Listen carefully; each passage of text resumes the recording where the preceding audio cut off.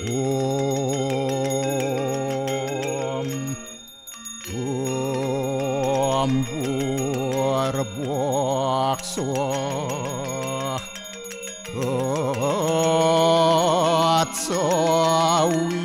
Atsawitur Warenium Borgu Dewa Siadiamahi Diwa Yonah Paracu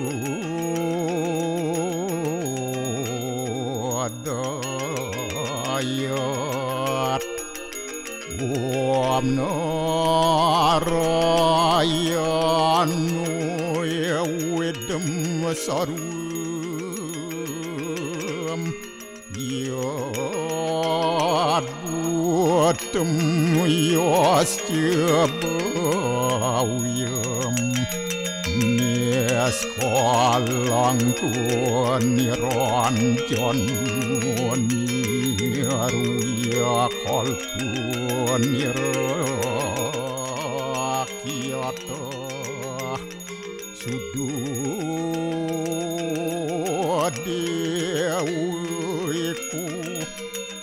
Narayanu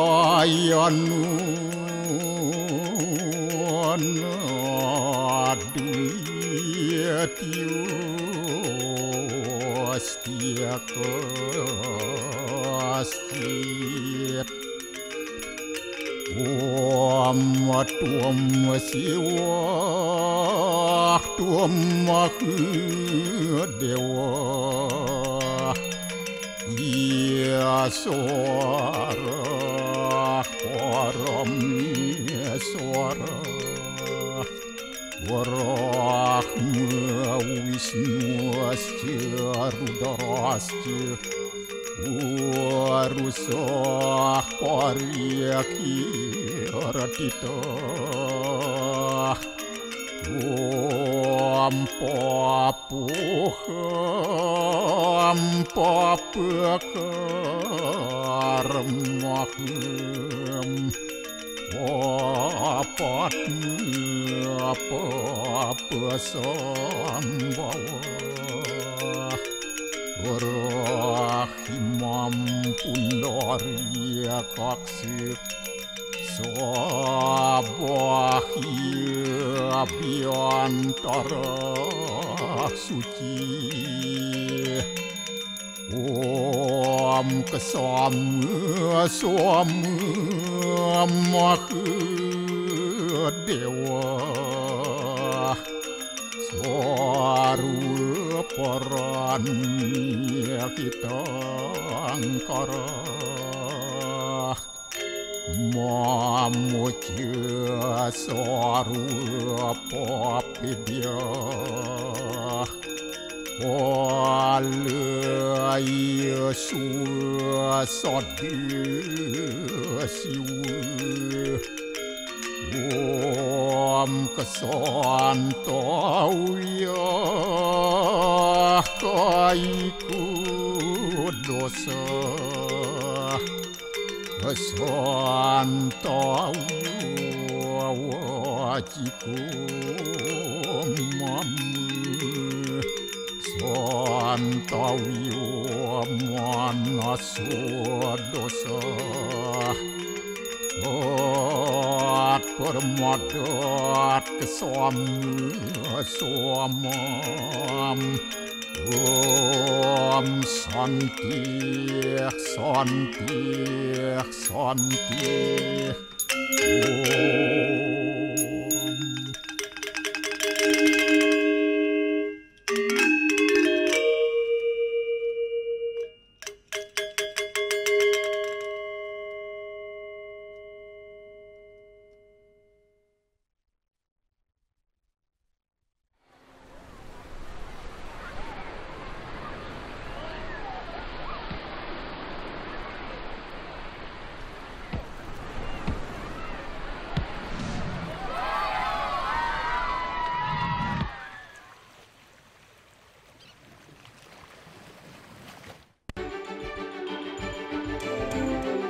Lezatnya bebek timbungan, masakan khas daerah pegunungan Bedugul, Bali.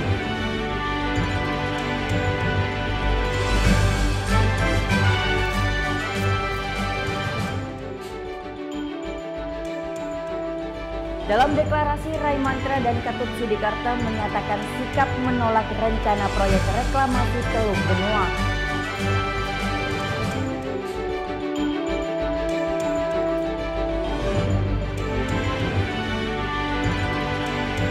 Calon Bupati dan Wakil Bupati Klungkung Inyoman Suwirta dan Made Kasta mendaftar ke kantor KPU.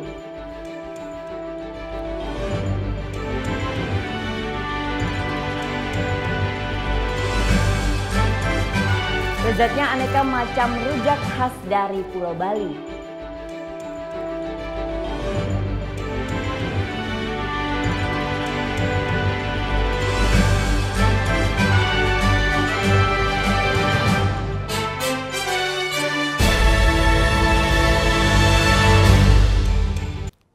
Om Swastiastu. Halo, selamat pagi pemirsa, Net Bali kembali hadir menyapa Anda. Selama 1 jam ke depan, kami akan membawakan sajian berita terhangat dan inspiratif. Ya, Pulau Dewata, salah satu destinasi wisata lengkap. Tak hanya alamnya yang indah, kulinernya pun tak kalah menggiurkan. Salah satunya bebek timbungan, masakan unik khas dari pegunungan Bedugul, Bali.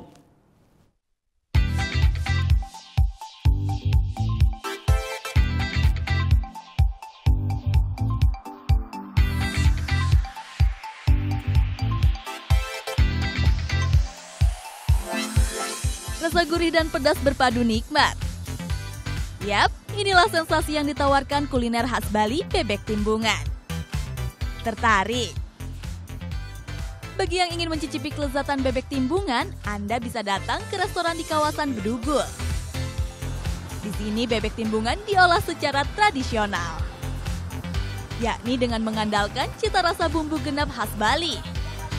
Terbuat dari campuran rempah-rempah, kunyit, jahe, jinten, serai, dan terasi. Jadi tidak hanya bumbunya saja yang sangat khas tradisional dari Bali, tetapi pembuatannya pun masih memakai alat-alat yang sangat tradisional. Salah satunya adalah ini, pane ini. Pane adalah baskom tanah liat khas dari Bali.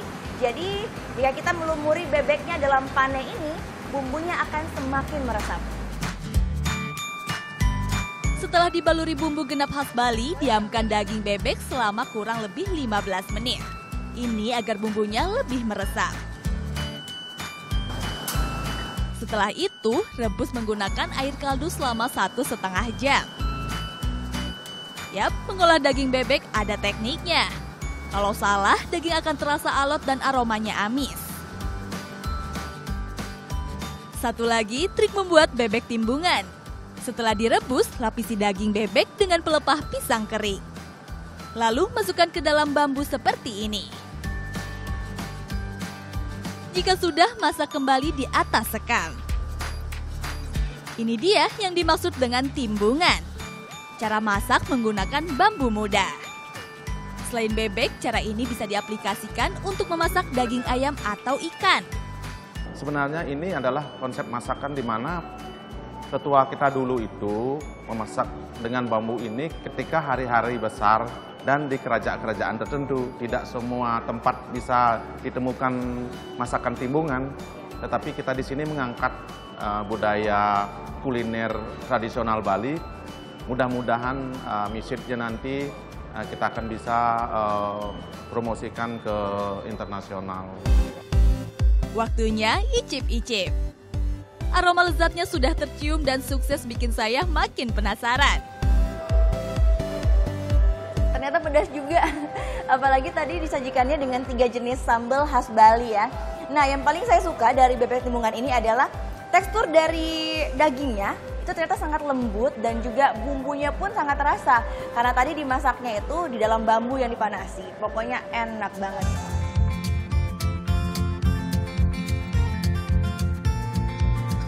Selain bebek timbungan, ada menu mujair nyat-nyat yang juga jadi andalan. Olahan ikan segar yang diambil langsung dari Danau Buyan. Suasana makan semakin nikmat dengan indah pemandangan khas pegunungan Bedugul. berteman udara sejuk hamparan sawah dan aliran sungai. Ya, saya merasakan ambience yang berbeda. Di sini ya dengan arsitektural yang sangat mendukung itu merubah segalanya dan didukung dengan makanan-makanan yang juga berkualitas. Kalau mengenai pemandangannya sendiri seperti apa?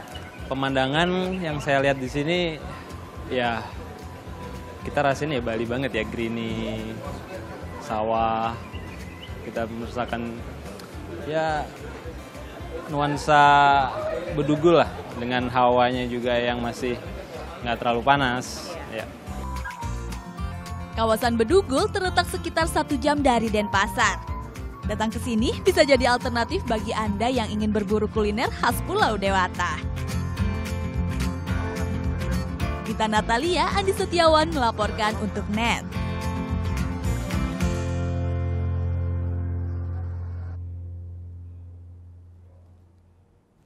Beredar video yang sedang viral, yakni video pemukulan dan ujaran kasar seorang pelanggan kepada seorang pramuniaga. Tunggu sesaat lagi, tetap di NET Bali.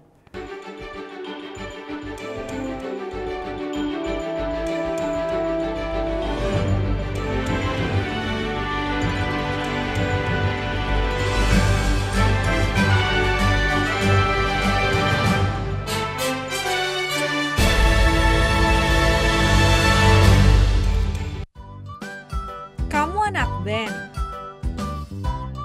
Hobi cover lagu. NET Bali memberikan kesempatan agar kamu lebih dikenal. Caranya, kirimkan video musik atau covermu dan dapatkan kesempatan untuk ditayangkan di NET Bali.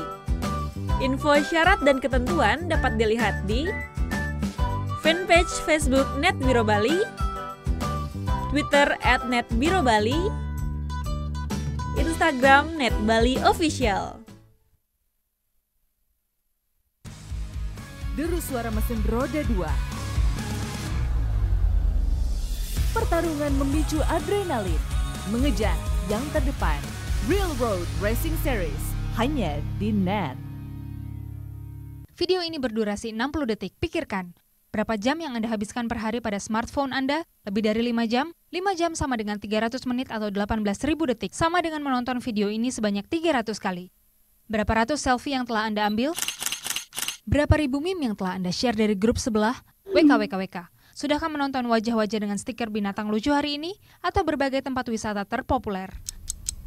Ups, hampir semenit. Scroll, scroll, like, scroll. Suatu hari ingin buka restoran seperti Rini di foto ini. Like, scroll. Dan ingin sekolah lagi seperti Tony. Like, comment. Congrats Tony, so proud of you. Scroll. Ingin buka online shop, tapi tabungan buat liburan dulu saja. Wujudkan mimpi bisa kapan-kapan. Kapan-kapan bisa jadi takkan pernah terjadi. Sekarang, waktunya kita berhenti buang-buang waktu. Ini bukan hanya waktunya Tini, Tono, Rini, Michelle, John. Ini waktunya kita mengisi waktu dengan hal positif.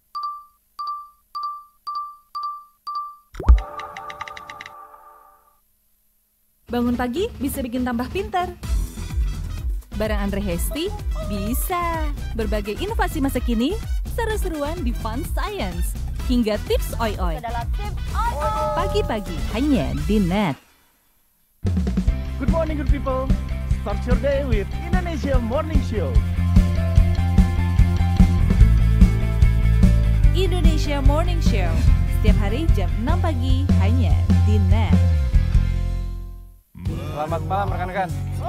Untuk patroli malam hari ini kami memasuki ke kawasan Jalan Muhammad Toha. Itu rute-rute yang notabene-nya bisa dibilang kriminalitas jalanan. Sesampai di Jalan Margonda, saya menemukan beberapa anak bergerombol di pinggir jalan. Ngapain saya marah-marahin kalau besok kayak begini lagi? Kenapa kamu nangis? Ada orang di situ tadi bangun, bisu. Menuju ke TKP, siap, 86. Temukan inspirasi dalam berbagi ide fantastis. Kita mengambil beberapa bagian-bagian dari jalanan di kota New York. Awalnya rumah ini rumah tinggal. Aku rubah sedikit konsepnya jadi studio. Aku buat seperti lounge juga, jadi kita bisa kumpul-kumpul bareng. Tuangkan dalam karya dan wujudkan kreasimu. Design, Sabtu jam 9:30 pagi hanya di NET.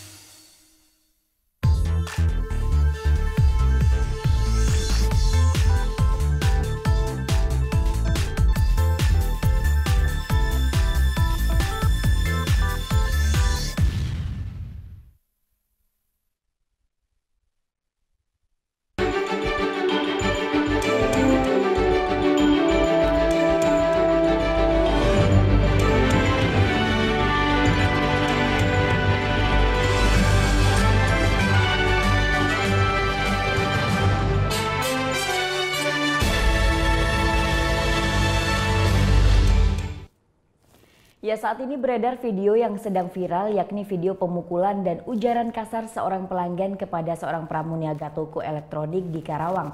Peristiwa yang terekam CCTV ini mendapat perhatian dari Wakil Bupati Karawang dan segera diproses hukum.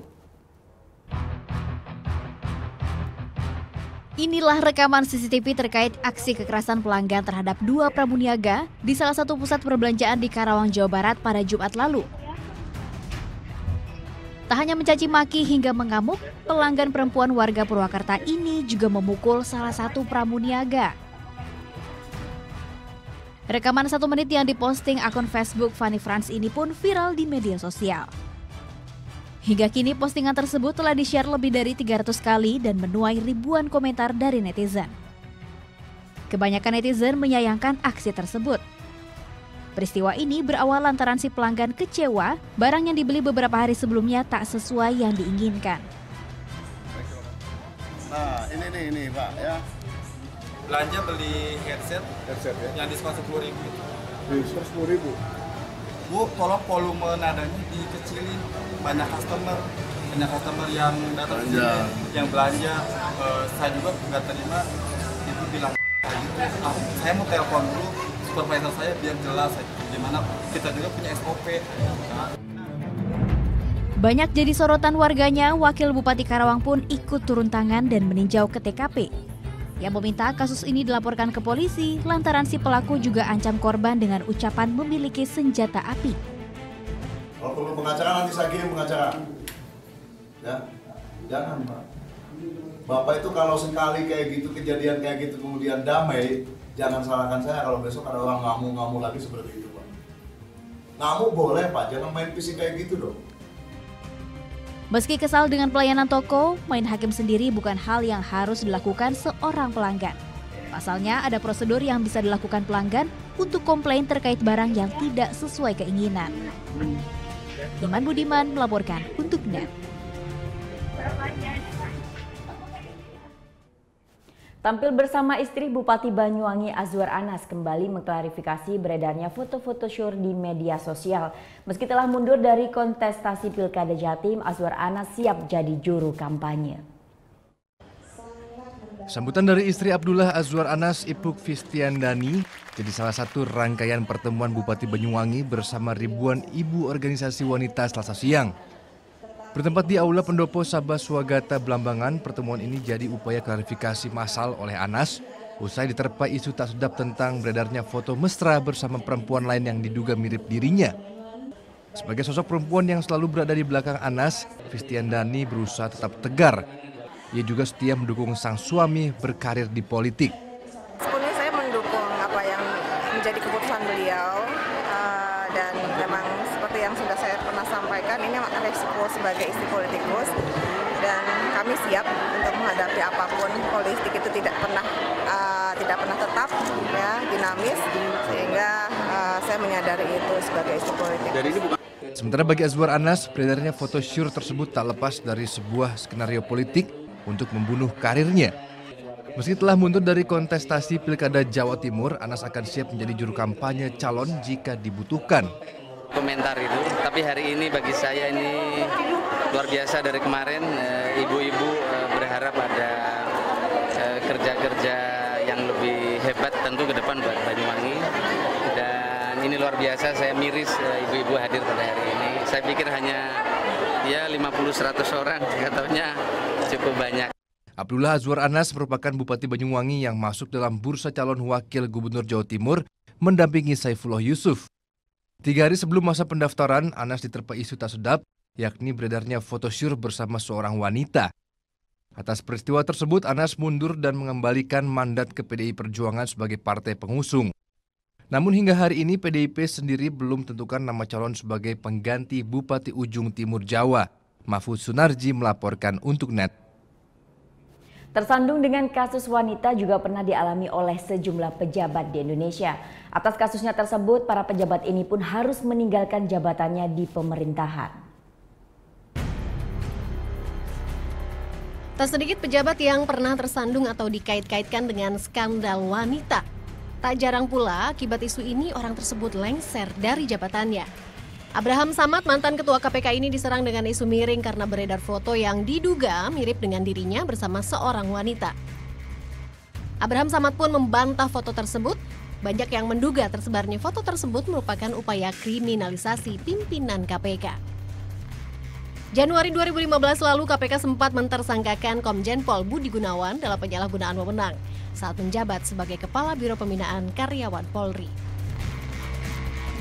Pejabat lainnya mantan Bupati Garut Aceng Fikri, 2013 silam ia harus dimakzulkan karena buntut pernikahannya yang berusia singkat hanya selama 4 hari dengan wanita berusia 18 tahun. Di 2006 silam, kasus video porno antara Yahya Zaini, anggota DPR dari Partai Golkar dengan penyanyi dangdut Maria Eva menyeruak. Yahya Zaini pun mundur dari posisinya sebagai anggota DPR RI. Tim Liputan melaporkan untuk NET. Berniat maju sebagai Bupati, Sekda Garut Iman Ali Rahman mengundurkan diri dari jabatannya. Kemendagri pun meminta seluruh aparatur sipil negara yang hendak mengikuti pilkada wajib mundur. Sekretaris Daerah Kabupaten Garut, Iman Ali Rahman, Senin pagi pamit kepada seluruh aparatur sipil negara di Pemkab Garut. Ia mengundurkan diri dari jabatannya dan mengajukan pensiun dini karena hendak mengikuti Pilkada Garut 2018. Sejauh ini sudah ada beberapa partai yang meminangnya untuk bertarung menjadi bupati. Konsekuensi ini pun ia ambil sebagai bentuk taat hukum dan peraturan undang-undang yang berlaku. Nantinya jika lolos verifikasi, Iman Ali Rahman akan menghadapi lawan berat yang tak lain adalah incumbent Bupati Garut saat ini, Rudi Gunawan. Ada rapat keputusan dari partai-partai yang sudah selama ini kita berhubungan. Saya tidak akan mendahului keputusan yang nanti akan ditetapkan. Berpasangan dengan siapa, Pak? Itu pun saya tidak akan mendahului. Sementara itu langkah yang diambil oleh Iman Ali Rahman sebaiknya harus diambil oleh aparatur sipil negara lainnya yang masuk ke ranah politik dan mengikuti Pilkada 2018. Kementerian Dalam Negeri pun memberikan toleransi hingga 1 bulan mendatang. Banyak sekali calon-calon dari juga kalangan pegawai negeri sipil atau aparat sipil negara. Ketika mencalonkan memang wajib harus mundur. Ini kan ada implikasi administrasinya. Mulai dari pernyataan atau bersedia untuk mundur hingga 1 bulan ke depan. Sementara itu, Kementerian Dalam Negeri hanya menerima pernyataan tertulis bermaterai dari aparatur sipil negara yang mengundurkan diri dan tidak menerima pernyataan yang disampaikan di media. Tim Liputan melaporkan untuk NET. Nah, sekarang kita lihat serba-serbi jelang Pilkada 2018. Di Kupang, akibat kelalaian seorang petugasnya, bendera merah putih terbalik berkibar di halaman kantor KPUD NTT. Peristiwa itu terjadi di hari pertama pendaftaran bakal calon gubernur dan wakil gubernur. Dan sementara itu di Lampung, 3 ekor gajah dari Waikambas dipakai untuk mengarak 1 pasangan calon untuk mendaftar ke KPU Provinsi Lampung. Ini dia bendera merah putih yang terbalik di depan kantor KPUD Nusa Tenggara Timur Senin siang. Insiden terbaliknya bendera ini menghebohkan warga maupun pegawai KPUD. Terbaliknya bendera ini diketahui pada pukul 11 siang oleh seorang simpatisan salah satu paslon yang hendak menyerahkan berkas ke KPUD.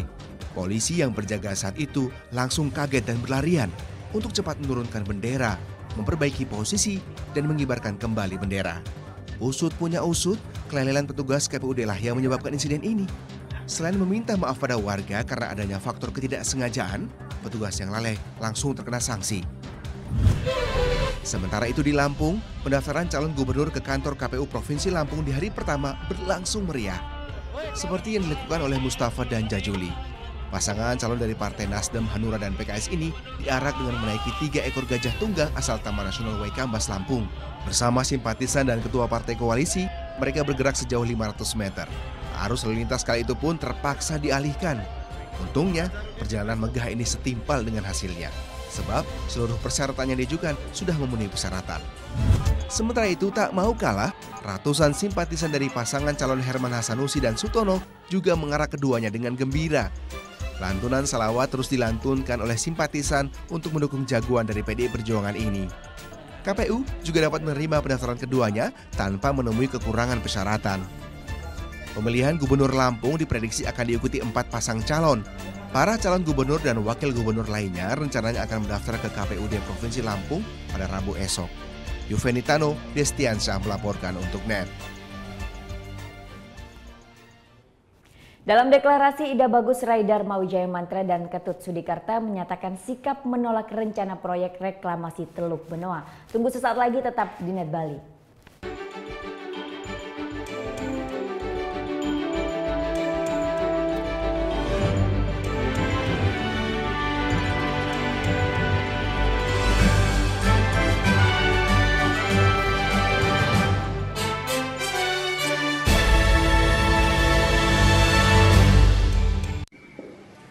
Bagaimana anak-anak?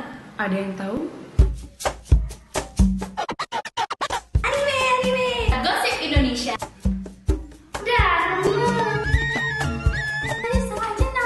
meresahkan warga Indonesia. Oh, so sweet. Top chart music minggu ini.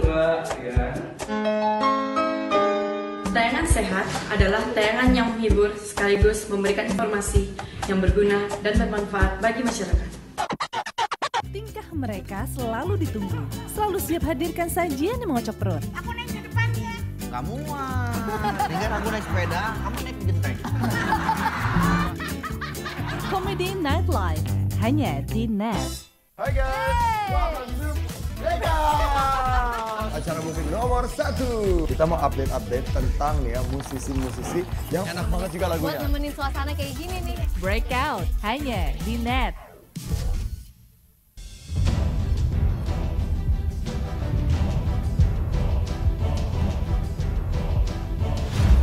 5, 2, 3, 0, peringatan Baya Permukaan Merah.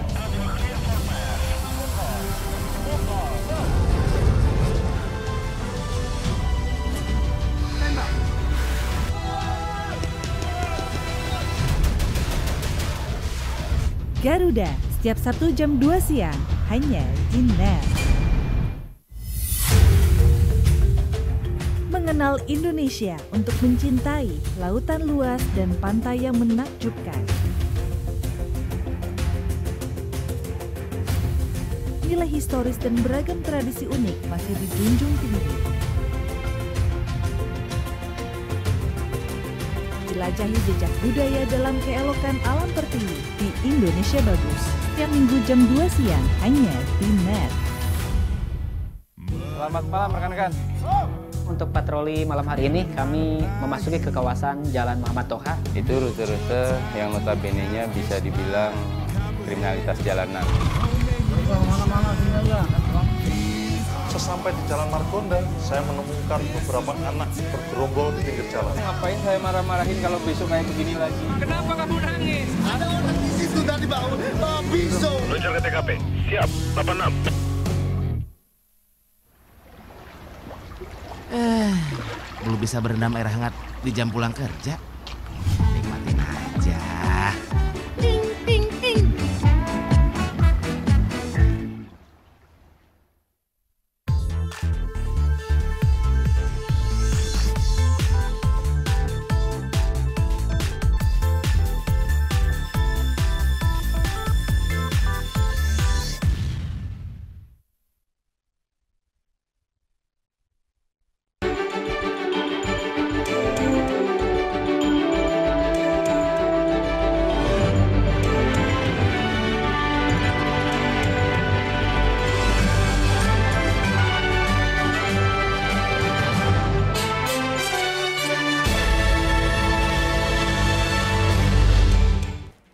Ya, kembali di NET Bali dalam deklarasi yang digelar pasangan bakal calon gubernur dan wakil gubernur Bali Ida Bagus Raidar Mawijaya Mantra dan Ketut Sudikarta menyatakan sikap menolak rencana proyek reklamasi Teluk Benoa.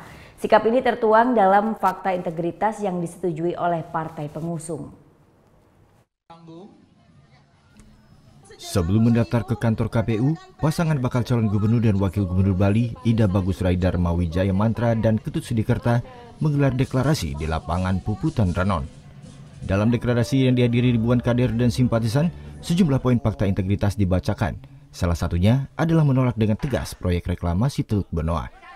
Rencana proyek ini dianggap tidak sejalan dengan visi dan misi pasangan bakal calon yang lebih mengedepankan pembangunan budaya. Sikap tolak reklamasi ini pun mendapat dukungan dari partai pengusung yang tergabung dalam Koalisi Rakyat Bali atau KRB. Sepakat untuk bersama-sama memang mendengar hasil kajian untuk Kesudayana Bisamo dari Parisade Dharma Nusa dan terutama aspirasi dari masyarakat, sebagian besar masyarakat Bali yang menolak reklamasi. Itulah yang menjadi sikap politik sekaligus menjadi bagian dari fakta integritas partai-partai KRB dan paslon kami.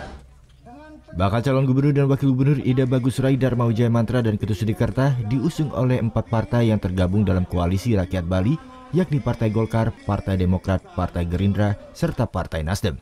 Selain itu, mereka juga didukung oleh 3 partai lainnya, yakni Partai Bulan Bintang, Partai Keadilan Sejahtera, dan Partai Perindo.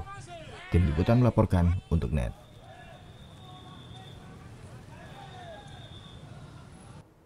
Pasangan Rai Mantra dan Sudikerta datangi KPU Provinsi Bali di hari kedua pendaftaran calon gubernur dan wakil gubernur Bali. Kedatangan pasangan Mantra Kerta ini diikuti oleh ratusan simpatisan massa pendukung. Selasa siang, pasangan bakal calon gubernur dan wakil gubernur Bali Rai Mantra dan Sudikerta tiba di KPU untuk melakukan pendaftaran di hari kedua. Kedatangan bakal calon pasangan Mantra Kerta ini diiringi alunan gamelan khas Pulau Bali dan ratusan simpatisan massa pendukung. Tepat pukul 14.30 waktu Indonesia Tengah, pasangan bakal calon gubernur dan wakil gubernur Bali ini pun memasuki ruang pendaftaran.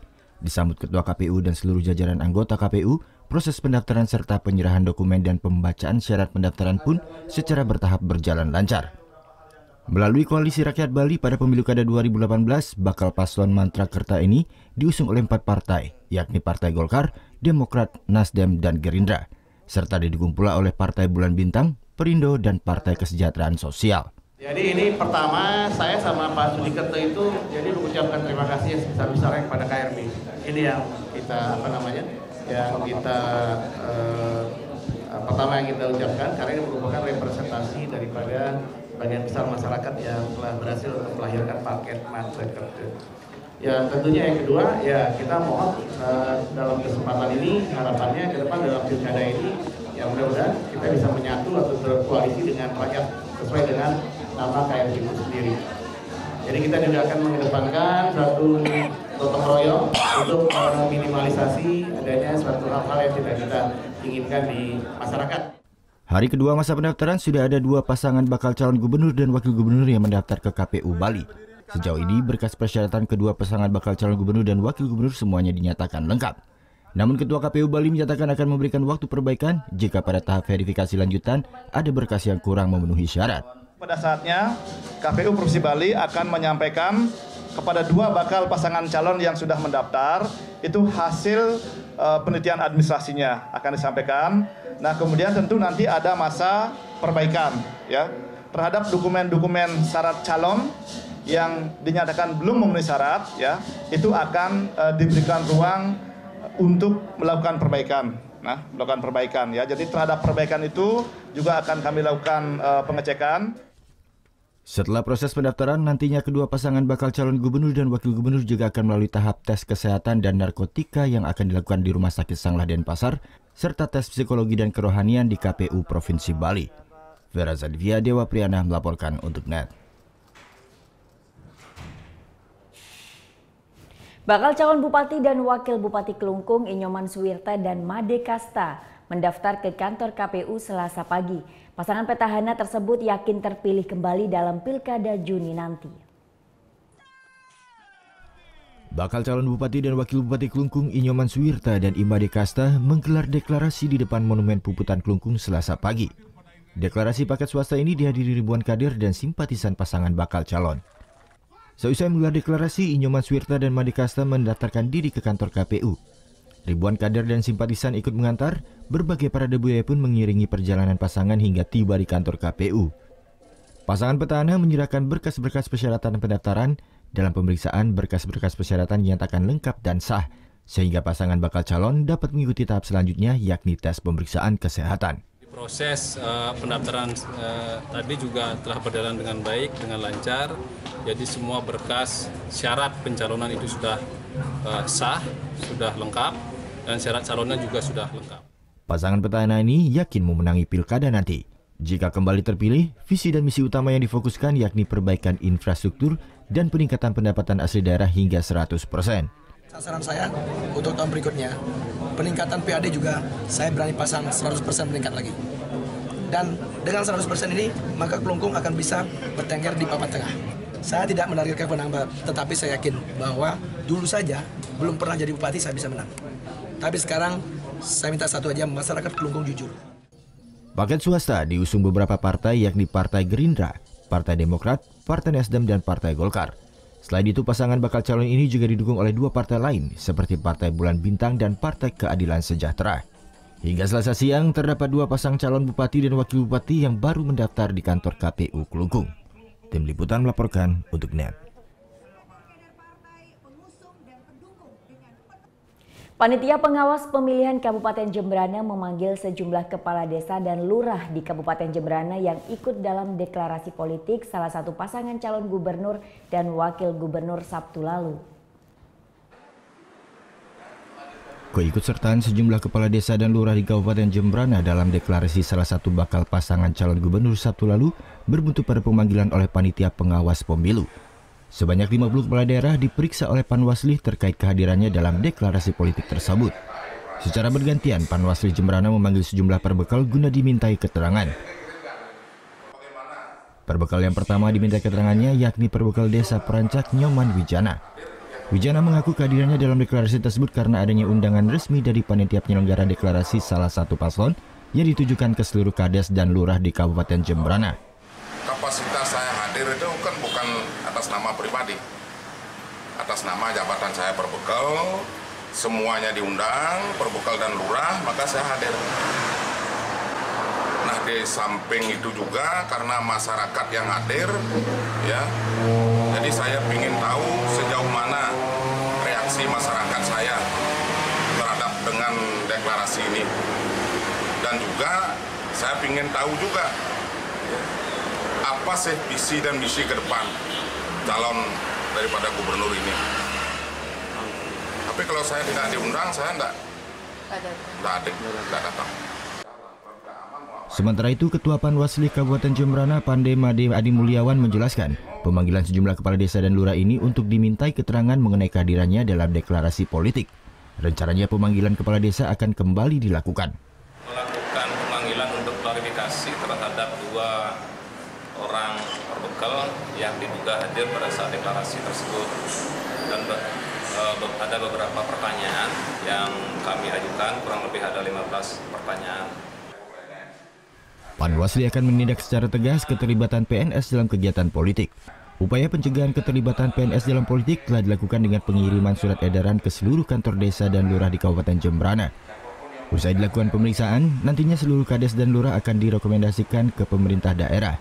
Para kades dan lurah ini pun terancam sanksi disiplin yang diatur dalam PP nomor 42 tahun 2004 dan PP nomor 53 tahun 2010 tentang kode etik serta kedisiplinan pegawai negeri sipil. Putu Wijana melaporkan untuk NET. Sesaat lagi kita ikuti berbagai informasi mengenai sepak bola dunia, jadi tetap di NET Bali.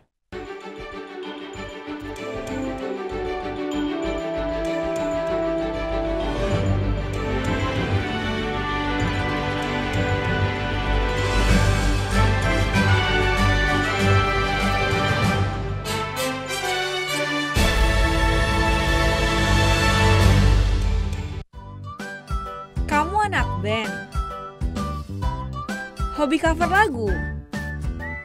NET Bali memberikan kesempatan agar kamu lebih dikenal. Caranya, kirimkan video musik atau covermu dan dapatkan kesempatan untuk ditayangkan di NET Bali.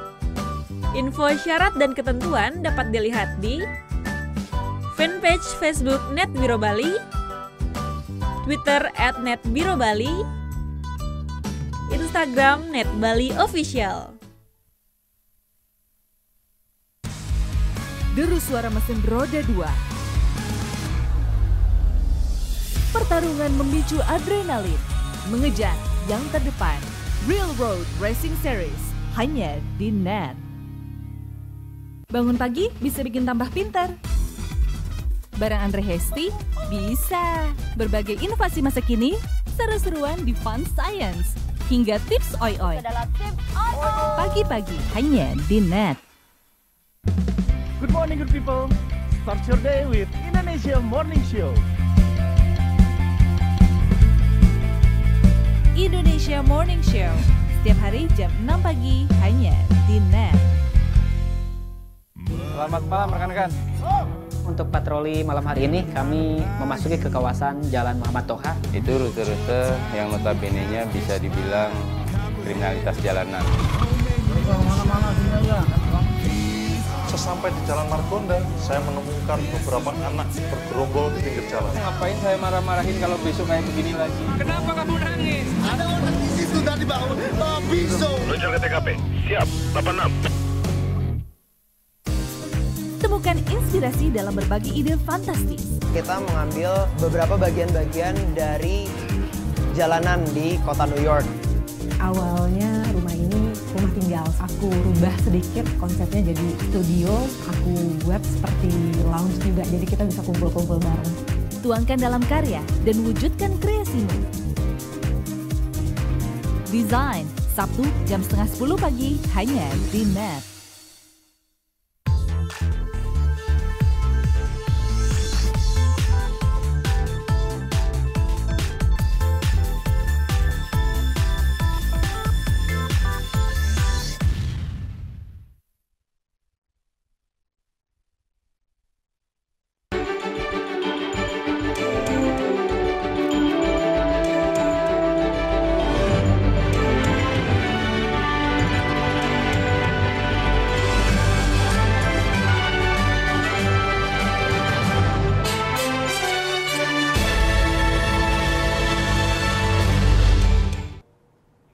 Ya, saat ini kita punya rangkuman informasi dari bursa transfer musim dingin yang berlangsung selama sepekan ini. Dan beberapa klub sudah sukses mendatangkan bintang incaran mereka baik dengan status permanen ataupun sekedar pemain pinjaman sebagai amunisi baru untuk mengarungi sisa musim ini. Memasuki bursa transfer musim dingin di bulan Januari ini, klub-klub Eropa mulai bergerak cepat merayu hingga meresmikan pemain buruan mereka. Salah satunya sang juara bertahan Premier League Chelsea yang telah resmi mengamankan jasa bintang Everton Ross Barkley. Setelah sukses jalani tes medis Jumat lalu, gelandang 24 tahun tersebut pun langsung tanda tangani kesepakatan transfer dengan nilai sekitar 15 juta pounds atau sekitar 273 miliar rupiah. Gelandang yang telah absen bermain selama 7 bulan ini dikontrak The Blues dengan durasi 5,5 tahun. Barkley sendiri sebenarnya hampir bergabung dengan tim asal London Barat tersebut pada bursa transfer musim panas lalu. Namun pada detik-detik terakhir ditutupnya jendela transfer, pemain kelahiran Liverpool tersebut berubah pikiran dan memutuskan bertahan di Goodison Park. Padahal saat itu The Toffees bisa saja dapatkan dana lebih banyak daripada penjualan Barkley sekarang, yaitu 35 juta pounds atau 604 miliar rupiah. Menurutnya harga Barkley tak lepas dari cedera hamstring yang dialaminya sejak Agustus lalu. Bahkan musim ini Barkley belum sekalipun dapatkan menit bermain baik di level klub ataupun tim nasional. Padahal di musim 2016-2017 lalu, Barkley mampu tampilkan performa menjanjikan. Dari 36 laga yang dimainkannya di Premier League, ia sukses catatkan 5 gol dan 8 assist serta membawa Everton finish di posisi 7 klasemen Liga. Masih terkait Everton, tim besutan Sam Allardyce akhirnya resmi mendapatkan striker Besiktas Cenk Tosun. Untuk mendaratkan Tosun ke Goodison Park, The Toffees harus merogoh kocek sebesar 27 juta pounds atau 490 miliar rupiah. Dengan terwujudnya transfer ini, maka Tosun tercatat sebagai pemain Turki dengan nilai transfer termahal sepanjang sejarah. Bagi Besiktas sendiri, mereka sebenarnya bisa saja dapatkan uang lebih banyak dari hasil penjualan Tosun. Hal ini tak lepas dengan adanya tawaran dari salah satu klub asal Liga Cina yang mencapai 35 juta euro. Sayangnya tawaran tersebut ditolak lantaran sang pemain lebih tertarik untuk berkarir di Premier League. Musim ini sendiri, Cenk Tosun sebenarnya adalah tumpuan bagi Besiktas. Selain telah mencetak 8 gol di Liga Turki, pemain 27 tahun ini berhasil membawa Besiktas lolos ke babak 16 besar Liga Champions, di mana ia juga tercatat sebagai top scorer Besiktas di kompetisi paling bergengsi antar klub di Eropa ini dengan torehan 4 gol. Kedatangan Tosun diharapkan mampu menambah daya gedor lini serang The Toffees yang kurang produktif musim ini. Sejauh ini belum ada striker yang benar-benar bisa dijadikan tumpuan layaknya Romelu Lukaku pada musim lalu. Dalam urusan cetak gol, saat ini Everton malah bergantung kepada sosok veteran Wayne Rooney yang kini posisinya digeser sebagai gelandang.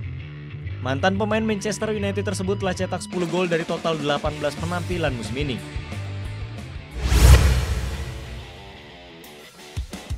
Sementara di La Liga Spanyol, tim kejutan musim ini Valencia terus berbenah untuk menyambut paruh kedua musim dengan mendatangkan Luciano Vieto dari Atletico Madrid. Penyerang asal Argentina tersebut diboyong dengan status pinjaman dan opsi permanen di akhir musim. Sesaknya lini depan Los Rojiblancos seiring dengan kedatangan Diego Costa membuat Vieto kembali harus menyingkir ke tim lain. Dari 6 kali kesempatan yang diberikan entrenador Diego Simeone musim ini, pemain 24 tahun ini tak mampu lesakan 1 gol pun dari 22 tembakan percobaan ke gawang lawan. Namun di Estadio Mestalla sendiri, langkah Vieto menembus tim utama juga tak mudah. Mengingat lini depan Los C saat ini telah dihuni Simone Zaza, Santi Mina, dan Rodrigo. Namun sang pelatih Marcelino Garcia Toral yang pernah bekerja sama dengannya pada musim 2014-2015 di Villarreal, jadi faktor besar dirinya gabung Valencia. Bersama Marcelino di Villarreal periode itu, Vieto mampu cetak 12 gol dari 32 penampilannya di La Liga. Dengan bermodal catatan tersebut, tentu Vieto berharap ia bisa kembali temukan ketajamannya bersama pelatih 52 tahun tersebut dan kembali menaikkan karirnya yang mulai meredup.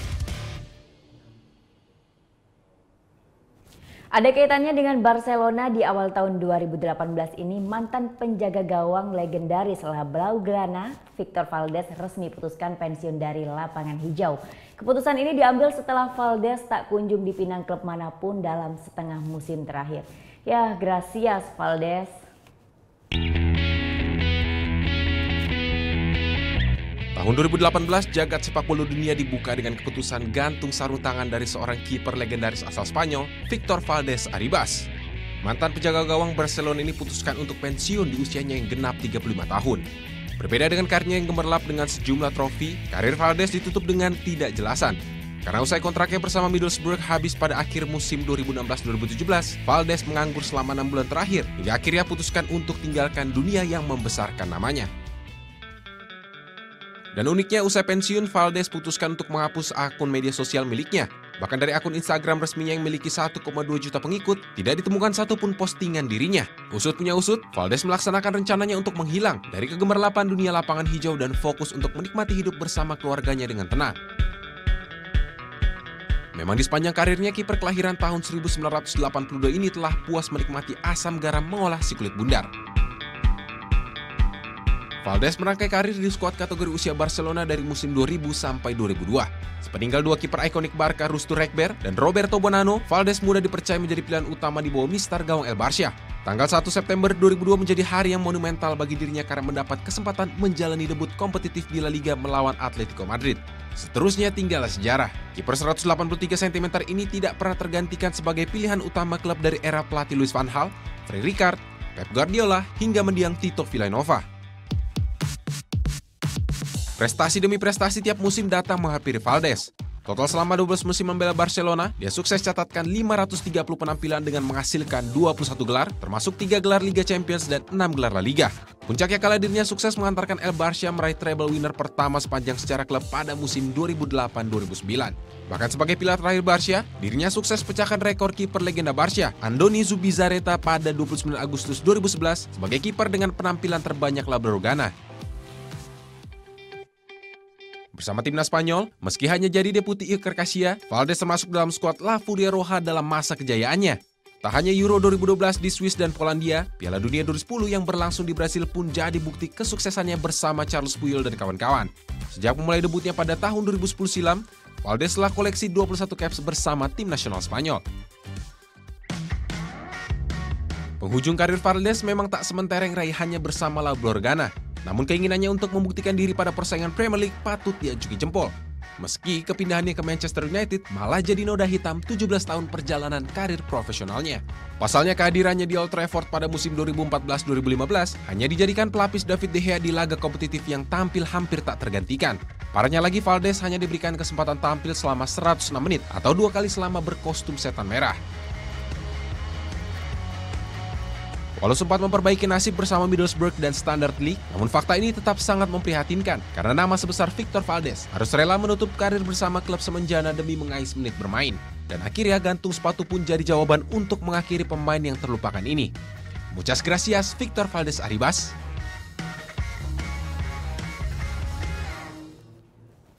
Ya, usai jeda saya akan mengajak Anda untuk mencicipi berbagai macam rujak khas Bali. Jadi tetap di Net Bali.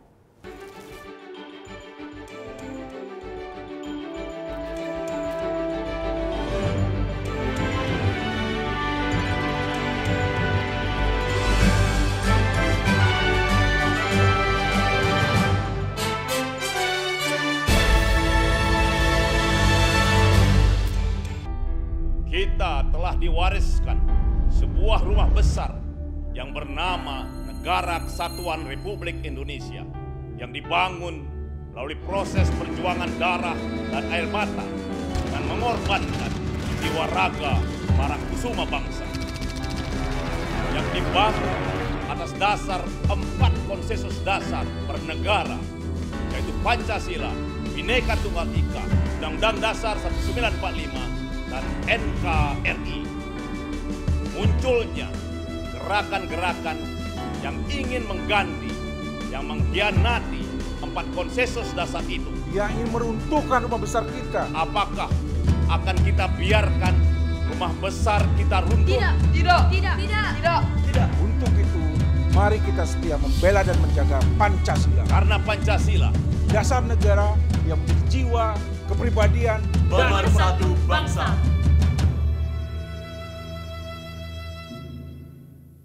Tingkah mereka selalu ditunggu, selalu siap hadirkan sajian yang mengocok perut. Aku naik ke depan ya. Kamu dengan aku naik sepeda, kamu naik genteng. Komedi Nightlife hanya di Net. Hai guys, welcome to Mega acara musik nomor 1. Kita mau update tentang nih ya musisi-musisi yang enak banget juga lagunya. Buat nemenin suasana kayak gini nih. Breakout hanya di Net. Mengenal Indonesia untuk mencintai lautan luas dan pantai yang menakjubkan. Nilai historis dan beragam tradisi unik masih dijunjung tinggi. Jelajahi jejak budaya dalam keelokan alam tertinggi di Indonesia Bagus. Setiap Minggu jam 2 siang hanya di Net. Belum bisa berendam air hangat di jam pulang kerja. Nikmatin aja. Ting ting ting.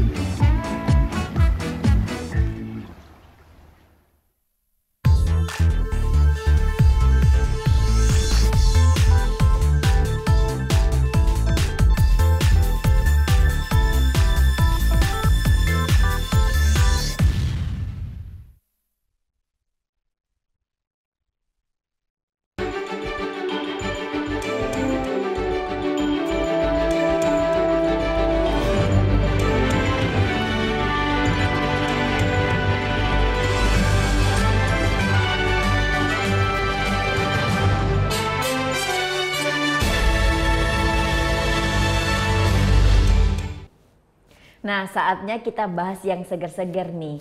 Yuk langsung saja kita ke salah satu kafe di Bali yang sajikan ragam rujak khas Pulau Dewata.